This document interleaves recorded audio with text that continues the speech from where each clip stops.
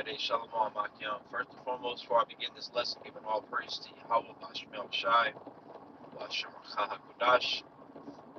Double honors go out to the apostles, elders, great millstone, everyone teach well. Shalom, well, Barak, to you brothers and sisters out there. All right.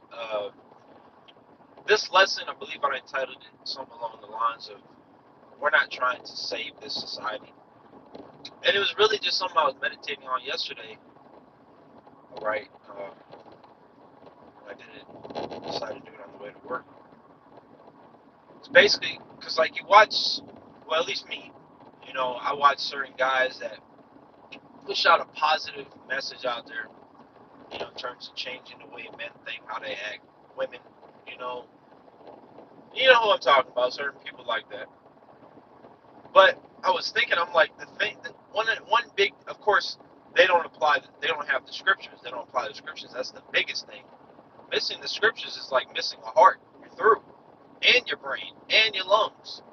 That is the main component you need, for truth. To be quote unquote woke, as they say, is the true understanding of the Bible, which one of the Roosevelts, I forgot which one it was, he had said that that's better than a college education, a thorough understanding of the Bible, which is true. Isaiah 33:6. That's what's going to keep us stable, us understanding scriptures, understanding what they mean, especially the mannerism scriptures in that day, scriptures that allow us to understand how to act and how to maneuver in those days. That's what's going to keep us stable, But one thing I was thinking about with a lot of these guys like Andrew Tate and all these other people that basically push the same, they push like 5% of what you hear the apostles and elders push in terms of being a man and things like that. There's a lot of these people out here that do that. They're trying to, how about they're trying to save society. They're pushing out these live streams and these videos, hoping that they can change the minds of the major population and change the course of America and change the course of the Western world and society. And that's not what's going to happen. All right, the men of Yahweh Shemel Shai, the prophets of Yahweh Shemel Shai, are not looking to save this society. We know the society is doomed for, and we know that most people aren't going to adhere to the words of Yahweh Shemel Shai, so we're not concerned about that. We're just trying to pull out the elect, and that's a big difference between, us and people like that. They're trying to just change the way people think, hoping that, okay, men will be men and then women will fall along and society will be good, which, in a worldly aspect, it's an honorable thing, but in reality, we know it's vanity. It's not going to work. Because like it says in Galatians 1:4, this world is evil. Job 9:24, it's ruled by the wicked. So as long as it's ruled by Esau Edom, the so-called white man, especially the elites, collectively, the so-called white man collectively, majority, then the wickedness is going to continue to pollute the whole earth. All right, which is the main point in history when it started, was when it was after Alexander had died and his four generals had took over. So Ptolemy, Seleucus, and Lysimachus. That's when spreading like wildfire. So now here we are in America, and it's all three the same people. Other than the Holy Roman Empire, that was Jake, but let's believe Jake wasn't following the laws. But we're not looking to save society. Our job is to come out here, Isaiah 58:1, lift up our voice like a trumpet. We're supposed to rebuke the people. Ezekiel 3, we're supposed to give our people warning that the Most High is about to turn up on this place, America and the world, but especially America. But Ezra said, I think it was on 2nd Ezra 16, woe to the world and them that dwell therein. So it's about to get real bad out here. Plagues are about to come upon the whole world, but especially America. America is ultimately going to be destroyed by thermonuclear missiles. So we're not looking to change the course of America. We're not looking to save the minds of the people, in a general sense. We're just trying to get the elect. Because we know once the elect are sealed, pursuant to Revelation 7, that all hell's going to break loose. So we're not looking to change the minds of you people out here. We know a lot of people, which first of all, it's only for the Israelites. right?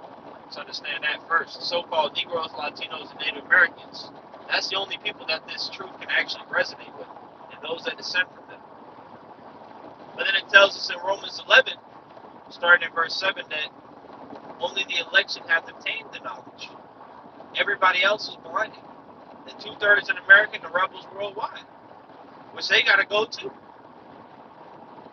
So the Lord is dealing with a very small amount, a small people, which He always, to an extent has been. At the time of the flood, He only saved 8 souls, which was essentially just the house of Noah.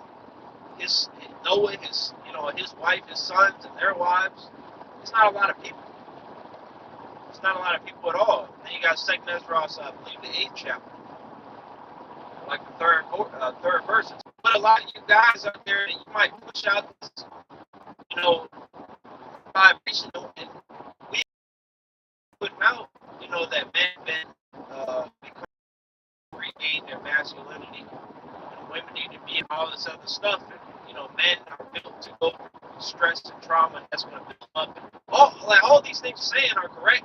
And first of all, it just goes through to Sirach. It talks about, I think it's the 30th chapter, it talks about when the rich man speaks, they extol to the clouds. Because Andrew Tate says one of the most basic pieces of information, and everybody just goes ape shit. Oh man, he's so wise. That most basic things you can learn in the truth. You begin doing that when you come into this knowledge right off the jump. But people extol that like that's just the wisest thing said in the history of mankind. The apostles and elders have been saying these things for the longest. And they go in depth. And then on top of that, they bring out scriptures. Because in bringing out scriptures and applying these scriptures, you're building a stronger connection with Yahweh Shem Shai. Just going out and working hard and understanding that you're supposed to be in a dominant role over a woman, that's not going to make you a man of the Lord. That's not going to make you pleasing unto the Most High. At one point in time, everybody was doing that. In the eastern side of the world, everybody was doing that. Before Esau took over, everybody had their women in subjection, and men were being men for the most part, but they still weren't pleasing the Most High. In order to please the Most High, you have to keep His commandments, which is something that they don't push out. But like the scripture goes on to say, a poor man speaketh and no man regards. They say, what fellow is this? Nobody gives a fuck about the prophecy, Yahweh Shem Shai. And that's just the reality. That's how it's been since the beginning of the world. 40 nights and you already go back to worshiping idol. That's just through, man. But, I didn't want to make it too long. I just kind of wanted to speak on that a little bit because people, they think that we're out there to try to save society when I believe it's Jeremiah 51. It tells us how Babylon, it can't be healed. Basically, the people is going to be like the ruler, which is why it goes on to say in verse 4 and verse 8 that the kingdom, that rulership has to be transferred to somebody else. Because the current ruler is not profitable unto the earth. He's destroying everything from the minds of the people. Everything mentally, physically, spiritually, he's destroying. He's trying to take away the Most High out of His creation. Saying that the Big Bang Theory and the evolution, it's just madness. But that's his job. 2 Thessalonians 2 and 4. He opposes the Most High. But understanding that he opposed the Most High, you can only, look, when you have certain problems, you have to take it out from the root. And that's the thing that a lot of our people are scared of. Social problems, simple problems in society today, but they acknowledge the root of that, which is Esau. He's the reason why all of that happens. If you just remove him from the equation, everything else can fall in. Then the actual rebuilding process can happen, which is what's about to happen when Yahweh Shai returns. Revelation 19 started at 11, or really 10, with the spirit of prophecy. Part of the prophecy is Yahweh Shai coming back, and He's going to restore the earth, back to when it was good for His rulership.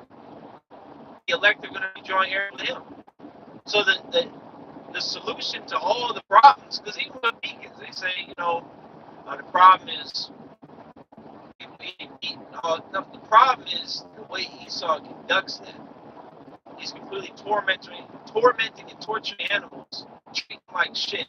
He kills them in an inhumane way, and then he pumps the damn meat with all sorts of GMOs and fillers and preservatives and all this other BS that doesn't belong in there. So the problem isn't meat. The problem is the person that's making shit. And that's the thing that Jake is always too scared to do. And that's why it's crazy how, even though a lot of Israelites think the same thing in terms of, because all Israelites are essentially racist, in their spirit. They know that they're the best, and they know that everybody else is worse. Being an Israelite foreigner, I've talked to Jake at jobs, and we'll have the same type of personality and everything, and he would tell me I wouldn't understand what he's going through, what he's saying, because I'm white. So Jake is obviously racist off the jump, which is a good thing. The problem is Esau gets into their mind and teaches them to be about everybody. And before you know it, Jake comes across. When had the Israelites had been segregated from Esau either, who knows what would happen without Esau with his hands in it? You know what I'm saying? It would have been a whole completely different outcome. Butterfly effect. But that's why Esau introduced integration. That's why he destroyed Black Wall Street, because he knows that Israelites work better alone. Because the Lord didn't create 18 nations for everybody to be together. That Christian doctrine that's pushed out today it's been pushed out time and time again. During the time of Antiochus, that everybody should leave their laws and come back as one.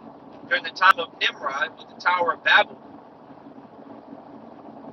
So it's literally the same story repeating itself. Ecclesiastes 1 and 9. If the Lord didn't fuck with it those 2 times, what makes you think third time's a charm? We don't deal with superstition, man. The Lord said in Malachi 3 and 6 that he doesn't change. So that way, it doesn't make any sense. So just to kind of wrap up what I was talking about, because I'm kind of getting off course, but we're not here to change society. We're not here to, hopefully they pass a law to where you can have multiple wives and where justice can actually be brought down on the people. No, the scriptures tell us in Habakkuk, I believe the first chapter, that the law is slacked. Therefore, wrong judgment proceeded. So we know that this place is ultimately through. Essentially because of the rulers. And of course, it's already made. America's already done too much damage to the Israelites and caused too much bloodshed for it to just be okay and just stay there. We don't want it to stay there.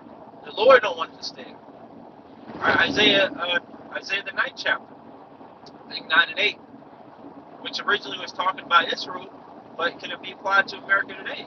The Lord's eyes are upon the sinful king. He's about to destroy America.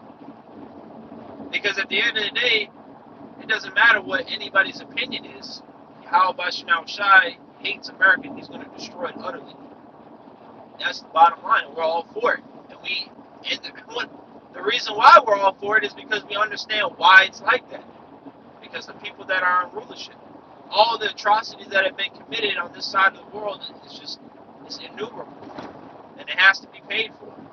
Right? And that's just righteous recompense. Galatians 6 and 7. All right, so Lord willing that this lesson was edifying. Before I close, giving all praise to Yahweh Shemau Shai, the honors, the apostles, the elders, great millstone, and one teach well. Shalom and Baba.